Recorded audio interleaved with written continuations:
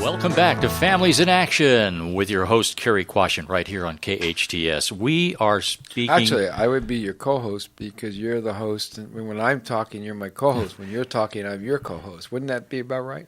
It's confusing. I'm going to leave. We have a very special guest with us today, MaryBeth Cichocki, and she is calling in from all the way across the country in Delaware. And what a story MaryBeth has and what she is doing now as a result of that story, as a result of losing her son. And MaryBeth, when did all this happen? Matthew died January the 3rd of 2015. Right. But we've been in a struggle, like I said, for about 10 years, off and on. And as you said, Cary, the detox part was not too bad. The hardest part was finding aftercare, finding an inpatient rehab that would keep him long enough to help him with the emotional aspect of the disease. No, go ahead. I want to hear it, and then I'll jump in. Well, I really blame the insurance company. Oh, there you go. That's what I wanted to say. Okay. Yeah. In Delaware, and I don't know if, and I do think it is statewide, Matthew, of course, he was not working. Worldwide. Yeah. So he was on Medicaid. And apparently they think that 30 days a year is enough to treat this horrific killing disease. I was appalled. I almost wish that Matt had cancer. And you're right. I get it. Tell this to my friends, and they'll be like, "You're a horrible mother." I'm like, "No. If he had cancer, I'd get help. Mm-hmm. The medical community would rally behind you. People would give you sympathy.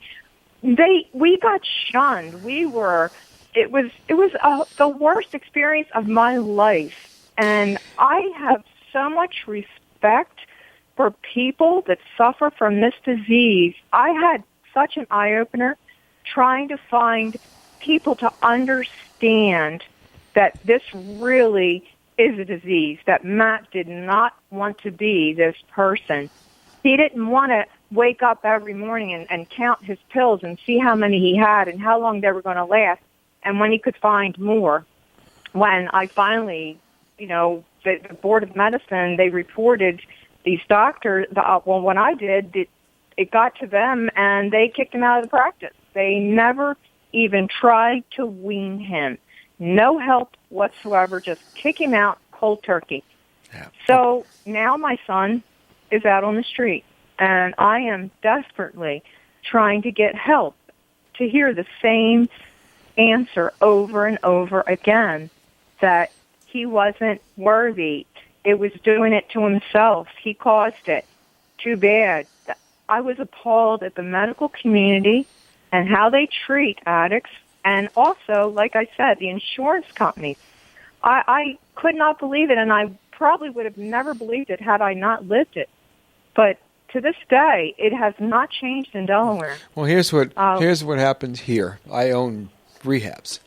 So somebody comes in, they're shooting heroin, or they're taking 40 Oxycontin or Vicodin a day, or with a Percocet or whatever it is. We bring them into treatment. We then call the managed care. The managed care's first question is, has this person failed at a lower level of care? We are the lower level of care here in most of these cities. It's me. It's my outpatients. And we say things like, he or she is too sick for a lower level of care. They need to come in. And we'll most of the time get a denial immediately from a regular insurance company. We'll have to do doc to docs and fight it. And then they'll give us 3 to 5 days. Then it's another fight. So we're not averaging 30 days. We are, but it's a complete war, and something's got to stop. I was up in Sacramento doing some lobbying last week. And I was talking to some of the lawmakers in charge of this, and he says, "Yeah, you all get 30 days." I said, "What? You got what you call ghost insurance. You can have insurance. You can't use it. Somebody sitting at a desk in some other city or state is deciding if this patient's sick enough to use his own insurance to get better." Yes. So, isn't that a crime? And That's a crime. It is a should be, crime. yes. And by the way, there are federal regulations now saying insurance companies cannot do that. And you know what? There was a memo in one of them. I won't mention the name because I have to work with these people. Mm-hmm. But the memo said pay no attention to the regulations. Business as usual. Well, what about the Mental Health Parity and Addiction That's what I'm Equality Act That's what I'm talking about. 2008. That's what I'm talking about. That's a law. But the regulations just came out in hard copy last year. It's crazy. And but yet it's an epidemic. Yeah. It's killing more people, and you know this, than gun violence and car accidents, and probably some types of cancer. Yeah. But yet everybody's okay with turning their back on these people. They don't want to pay for it, and the insurance companies are getting lawsuits, but they put away the money for the lawsuits in the beginning of the year, knowing that the money's going to outweigh it, what they're doing, and people are dying because of this. So yes, it has to change. It really does. And the addict today, as you said earlier, has changed dramatically. Used to be, you thought of a drug addict, somebody shooting dope. Let me say something first. Is nobody wakes up and decides to be an addict. I mean, it's a gene, it's a disease. We know that. But it's also what you call broken contracts. I'll never smoke cigarettes. Oops, it's only a cigarette. I'll never smoke weed. Oops, it's only pot. It's medical. I won't use anything else. Well, and then it's the pills, and then it's everything else if they have the addictive personality. But we're treating what you call accidental addicts. They're going to the docs for legitimate reasons, like your son. They're taking pills. They have an addictive personality. Before you know it, they're addicted emotionally and physically to this medication. Mm-hmm. And it's not just I want to make it really I want everyone to hear this. It's not just the opiates. It starts with the pot. It starts with the cigarettes. There's more benzo, Xanax, and Ativan written than all opiates. So, there's so many other drugs out there that we got to be careful and teach our children when they're young about, and we also got to teach the medical community. Because I tell you, I believe it's only 1 or 2% of these doctors that are bad. Mm-hmm. Other doctors, you can't see pain. And, doctors want to help people. And in general, I believe that 99% of docs are really good people that want to help people. You got that 1 or 2% that are out there trying to make a bundle off of the addicts, which is pretty sad. But we have to teach the medical community, and I think that's starting to happen. Yes. I don't know how we're going to attack the insurance companies. I mean, that's another story. I've been watching. I've been in the treatment field for 30 plus years, and I watched it when people could stay 6 months until we fight for a day. Yes. Right. Exactly. But you know what really blows my mind about the insurance companies? Being a NICU nurse, I would take care of the babies that, of course, were born to addicted mothers. Well, Medicaid would pay for $2,000 a day for months. These babies would be with us. One little guy was with us for 6 entire months, being treated for symptoms of, his mother's addiction. Right. They never bat an eye. And I would always say, why can't you help the mother? Get her into good treatment. Get her clean before she gets pregnant, or help her during the pregnancy. You would save so much more money on the back end, but they don't look at that. That's because I still think the stigma. It's also brick and mortar. It's immediate dollars that they're looking at. Right. Not long-term stuff. It's what can we save today.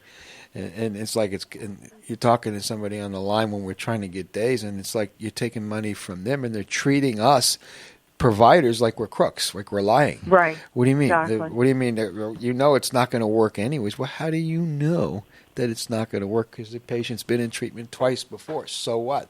National statistics say that an alcoholic or an addict might have to go to treatment 7 times before it works. So how do you know if it's that's the truth? Yeah, how do you know if it's the 1st or the 7th time that's going to work, or the 8th? But these people, and you never want to give up. You never want to give up on your loved one. No, and it's like you said earlier. If it's cancer and you get a relapse, they're going to jump and treat you So Absolutely, without any questions asked. Without any questions asked. You know, one of the things besides the payers that needs to be changed is something that MaryBeth has brought up a number of times, and that is the stigma. And MaryBeth, you had an article that I was reading in the packet of information I had, and one of them that caught my attention was talking about, and I'm not going to use any names here, but stars, well-known motion picture television stars, go on talk shows, and they show up, some of them show up very loaded on drugs. And, you know, the media is fast to pick it up that they were, you know, it was fun, they were great, they were on, blah, blah, blah, but it certainly seemed like they were, quote-unquote, on something. And in your article, you mentioned that if somebody in the audience had acted that way, they would have been quickly escorted out the door by a security guard, and it wouldn't have been looked at as very cute. Absolutely, and that's the truth. And we have to change the way that we look at this. See, I think people still think that in the back of their minds that the addict is an unworthy, dirty person. But, you know, I've worked with nurses who were addicted to pills. I've known doctors that were in the same NA meetings that my son went to. You could get on a plane and it could be your pilot. Yeah. There's no set person anymore. It is everyone from every walk of life, every socioeconomic background.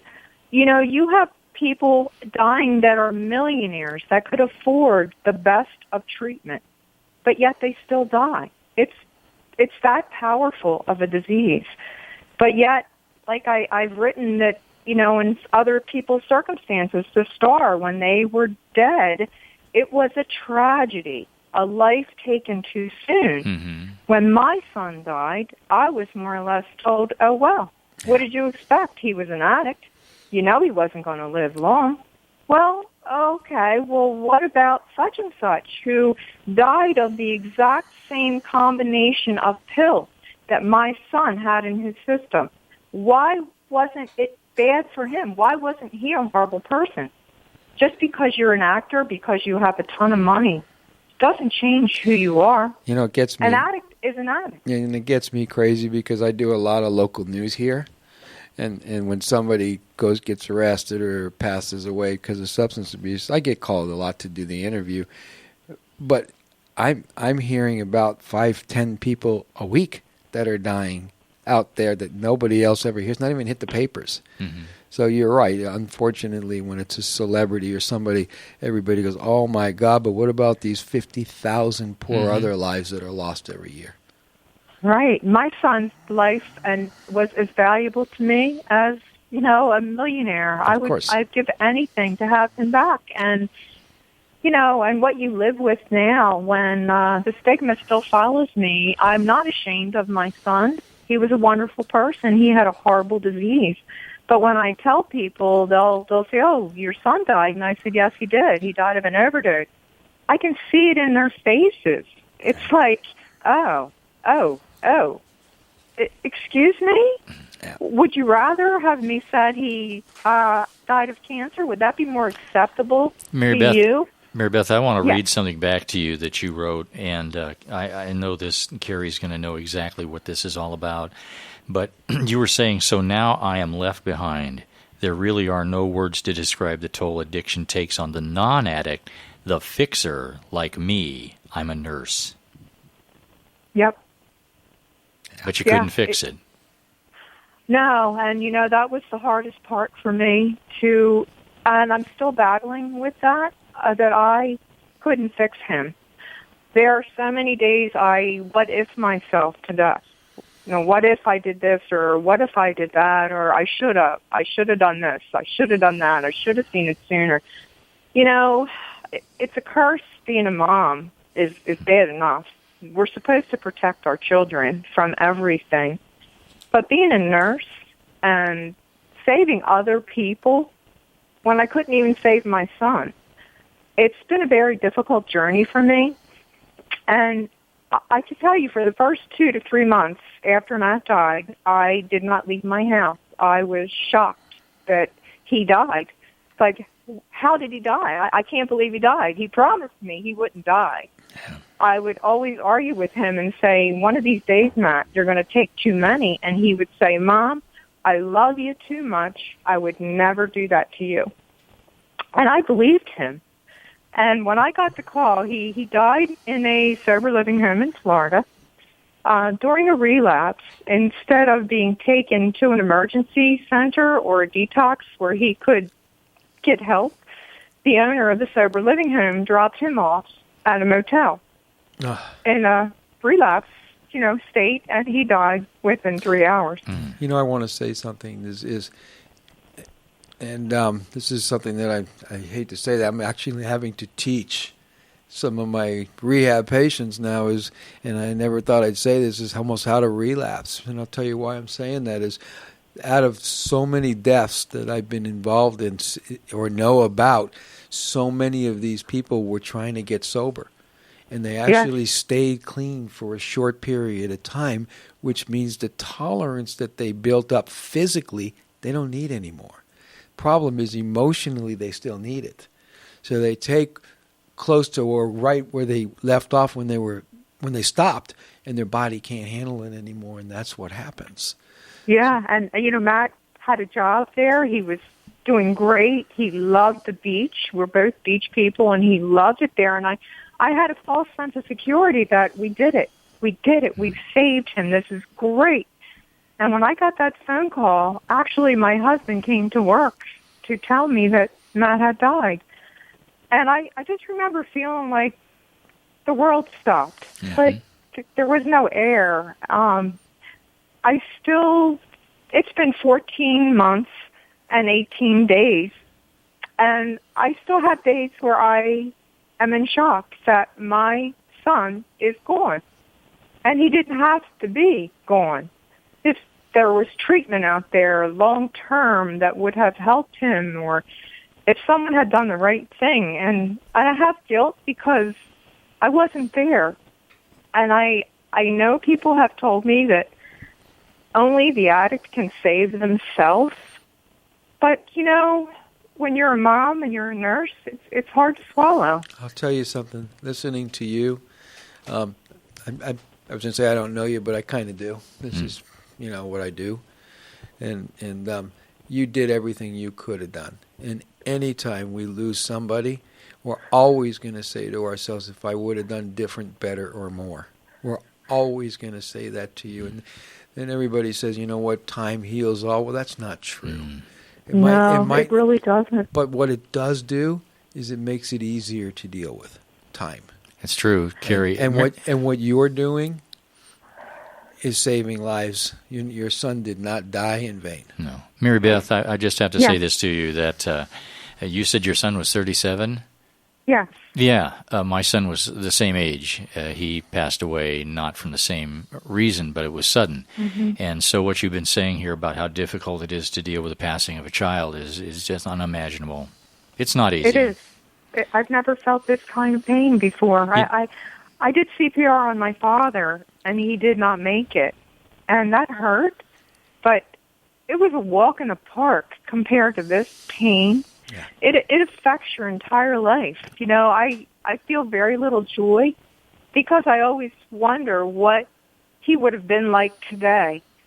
Going to a friend's wedding, I thought, I will never be at Matt's wedding. I will never hold his child in my arms. And it makes me angry the way he was treated, like he was a second-class, unworthy citizen. And that's why I decided that I could either put my head in the sand and let it be, or I could open my mouth and tell the world that this has got to stop. Well, you made the right choice. Are wonderful people, and they deserve the best care that we can give them. And we have to stop losing our children. This is ridiculous. Yeah, we do. And everybody needs to be on board and help. And that's for sure. I mean, the good thing about it right now, I guess, where we're at is, I'm not going to say it's good because I deal with insurance and headaches all day long, but at least everybody's starting to talk about it now. Even the presidential candidates are starting to talk about it now. Yes. So I was in Washington for the rally, and it was wonderful to have the performers fess up that they were addicts. Well, MaryBeth, we're going to be taking a break here in a moment and come back. But what I was going to suggest is while we're on the break, maybe you can be thinking about what you would say to people here, what they can do to forward, A, the message, and B, just bring a conclusion to this. We don't need any 50,000 people dying a year from this. But before we go on break, I want to say, your kid, he's gone and a lot's going on, but I'll tell you one thing that nobody can take away is the love that you had for him. And what you tried to do and what you did probably kept him alive a lot more years than he would have been. So I want to tell you that you're a wonderful mother, and I get the guilt part, but guilt keeps us helpless, hopeless, and stuck.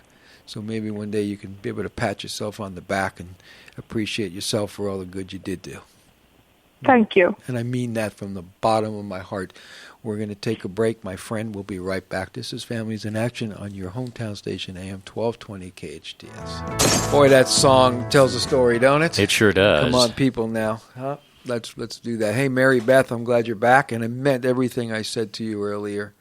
I'm a firm believer that, hey, your son's up there, and he's watching, and he's smiling, and he appreciates everything you've done, and he wants you to go ahead and do what you're doing and have a good life. Can you hear me? I think we might have lost her. We may have lost I think MaryBeth. we could try to get her back as we're talking. You know what, Mike? What a star, huh? Yeah, and let me give you that. Let me give our listeners that website they can go to. MaryBeth has a website, mothersheartbreak.com. mothersheartbreak.com. A lot of fascinating stuff on there. She also writes for the Huffington Post, and she's been interviewed by the Fix. She does public speaking. I mean, she's out there telling this story and telling people how they can change things, which is so important. And her son, Matt, did not die in vain. Not at all. MaryBeth, lives will be saved because of your story. Yeah, there's no question about that, because it's a powerful story, and it's all too common. Yeah, which is really bad. Yeah, it is. That's a sad thing to have to say, isn't it, Cary, that it's all too common? Well, I was speaking the other night at, like I said, COC, and we had a couple people up on the stage that lost kids and stuff like that, and the whole room had tears. And I said, y'all are crying? I deal with this every day. Every day. It's a tough one. About this. It's a tough one. So, MaryBeth, are you back with us? Yes, I am. I can hear you. When we first came back on the break here, just before we got you back with us, we were mentioning the fact that you have a website that people can visit. You write a blog called mothersheartbreak.com, telling the story of your son battling his addiction, and you also write for the Huffington Post, and you're a public speaker and all that. What would you say to people that are going through this? How can they get help? How can they get through this horrible, horrible situation? First of all, I think the parents cannot be naive and not ever think that not my child. I think you need to talk to your children and educate them about the disease of addiction, and that there is nothing to be ashamed of. If your child has used or is using, it's okay. You need to get help. There's no shame. There's no guilt. There's no stigma. You need to let them know that they are still your child and you still love them. And you will do whatever you can do to help them get through this. And there's no such thing as when should I start talking to my child about this. We talk to our children while they were still in the womb. Yes, absolutely. I have here in Delaware, these kids are starting as young as third grade. Yes. So absolutely, I think peer pressure, everything that's out there, it wasn't like this when we were kids. Oh my goodness! But nowadays, it is really scary. You want to hear something? You want to hear something really, really, really scary? The average parent spends between 2 and 10 minutes with kids 12 years age and up. How was your day? It was good. How was school? It was okay. Do you have any homework? I done it. Are you hungry? I ate. And they're right back in their rooms on social media. Almost every child, before they go to bed, the last thing they do is check their social media. The first thing they do when they wake up before they use their restroom is check their social media. Then they go to school with their buddies. So they're with their friends 16 hours a day, and parents got them 2 to 10 minutes. Right. So we need to, and see, that's a mistake that parents make also. You need to know your kids' friends. Yeah. You need to see who they're hanging with, what these kids are up to. Invite them to your house. That's right. Talk to their parents. Make connections. Don't put your head in the sand and then wait until you're getting the phone call that your child is in the emergency room, a victim of an overdose, or he's been in an accident and you find drug paraphernalia in the car.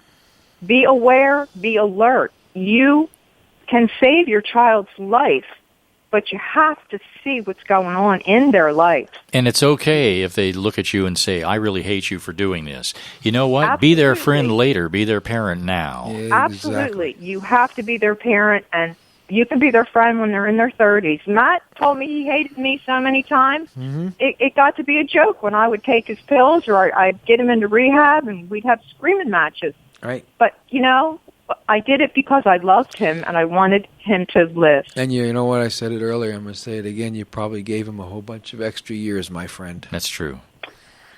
Yeah, people have told me that he probably would have been dead a long time ago had it not been for me fighting. So you might want to give yourself a little more credit than you do.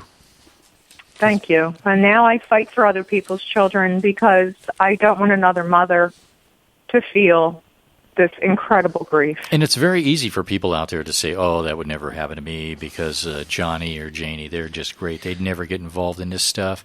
And that is just a fairy tale that they're creating for themselves.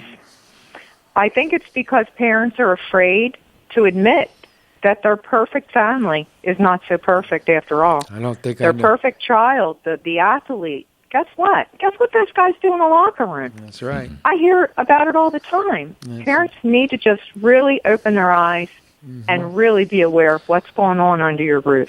Hey, MaryBeth, you got about 2 minutes, minute and a half left. Where do you want to go for that minute and a half? What do you want to say? Well, I just want parents, once again, to understand that there is no shame in addiction.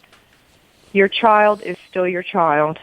And the thing I always tell mothers and fathers that call me, please be careful what you say to your child because you never know when they will be your last words. Oh, boy. And I would say to these fathers, please be very careful because they already think they're that. Right. And you're just reinforcing that their own parent thinks they're not worthy. Yeah. And you will die when you get that phone call. Some of the reasons for that is we take so much personal. When our kids are using drugs and doing something, we got to depersonalize it and realize they're not doing it to us, even though it feels like it. I was talking to some dad the other day, and he says, you know what, it's almost like my wife's cheating on me. It's that kind of pain. Yeah, because absolutely. But the reality is it's not. They're not doing it to us. They're doing it to them, and they're hurting, and that's why they're doing it. So, like you said, we have to be super duper careful of what we say. And absolutely, we're going to have to leave. We're going to have to close the show. But I want to thank you so much for being on, and I want you to keep in touch with me. I've got one quick question. I know, and I want to make sure that we have you back on the air again, and keep fighting the fight. You're saving lives. And before we close, Mike wants to say something, and then we'll close just a real quick question. MaryBeth, on your website, mothersheartbreak.com, they can contact you through that, can't they? If one of our listeners wants to get a hold of you. My email is on there, and actually my phone number should be too. Okay, very good. MaryBeth, I want you to keep in touch with us. Thank you for coming on KHTS AM 1220. Till next week, we're signing off.